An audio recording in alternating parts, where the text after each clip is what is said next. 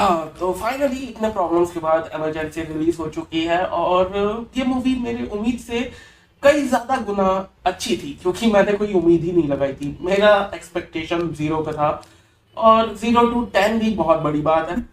Anyways, बात करें सोनली movie की, तो मूवी अपने आप में काफी अच्छी है। बस एक ही माइनस पॉइंट बोलूंगा, इसके गाने। अगर गाने नहीं भी होते कोई दिक्कत नहीं थी, या फिर बस बैकग्राउंड में चला देते, क्योंकि वो ना याद रखने लायक है ना इतने इंजॉयबल है कि तुम छोड़ो। तो गानों को हटा करके बाकी सब के बेसिस पे देखा जाए इमरजेंसी मूवी को, it's a nice movie, a nice biopic movie. तो मूवी शुरू होती है इंदिरा जी के बचपने से, उसके बाद उनके यंग अडल्ट में, जहां पर वो बिहाइंड द सीन पॉलिटिकली कितनी एक्टिव थी ये दिखाया जाता है। उसके बाद उनके पिता की मौत, उसके बाद सारी चीजें जो उनके साथ हुई, जो पार्टी के लोग ही उनके खिलाफ थे या फिर उनको एक महिला को चेहरा नहीं दिखाना चाहते थे अपने पार्टी का, ये सारी चीजों के ऊपर फोकस किया गया है, जो कि मैं एक्सपेक्ट नहीं कर रहा था। क्योंकि कंगना रनौत की एक पॉलिटिकल लीनिंग हम कह सकते हैं इन रियल लाइफ, तो मैं कुछ और ही सोच के चल रहा था। लेकिन उस लाइन पे ये बिल्कुल भी नहीं चाहती, बल्कि हमारे दिल में सिंपैथी पैदा करती है फॉर इंदिरा गांधी जी, और काफी ज्यादा उनको कूल और ऐसा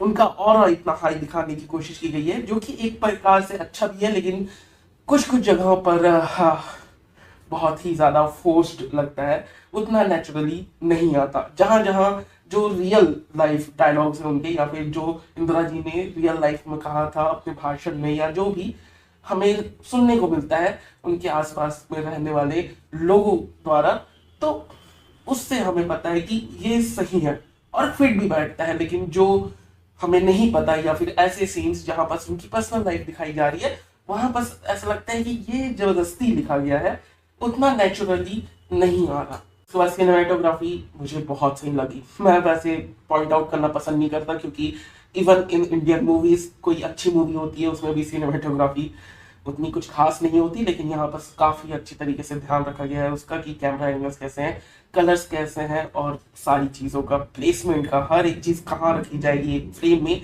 उसका भी अच्छी तरीके से ध्यान रखा गया है। उसके बाद आती है acting. Kangana Ranaut is the queen of Bollywood. उनकी एक्टिंग टॉप नॉच है। जिस तरीके से उन्होंने इंदिरा गांधी का टोन पकड़ा है, उनका वोकैबुलरी पकड़ी है, उनका उनका पूरा प्रतिबिंब बन चुकी थी वो। उसके बाद उनके सपोर्टिंग एक्टर्स, चाहे अनुपम खेर हो या फिर श्रेयस तलपड़े हो, सभी ने अपना काम बहुत बढ़िया किया है। स्पेशली श्रेयस तलपड़े का मैं यहाँ हाईली अप्रिशिएट करना चाहूंगा, क्योंकि पिछले ही साल हमने देखा कि जब कोई एक्टर किसी रियल लाइफ पर्सनैलिटी को मिमिक करने की कोशिश करता है तो कितना बड़ा ब्लंडर होता है। पंकज त्रिपाठी। हाँ, तो वहां पर इन्होंने बहुत अच्छी तरीके से पोर्ट्रे किया है अटल बिहारी वाजपेयी जी को, तो special appreciation to Shreyas Talpade. उसके बाद एक्यूरेसी की बात करूं कि पॉलिटिकली कितना एक्यूरेट था, कई चीजें थी, जैसे कि 1971 का बांग्लादेश फ्रीडम वॉर, वो काफी अच्छी तरीके से डिपिक्ट किया गया है। वायलेंस जिस तरीके से दिखाया गया है, हालांकि रियल लाइफ में उससे भी कई ज्यादा था अगर आप पढ़ने जाओ तो, लेकिन जितना दिखाया है वो भी बहुत बहुत है।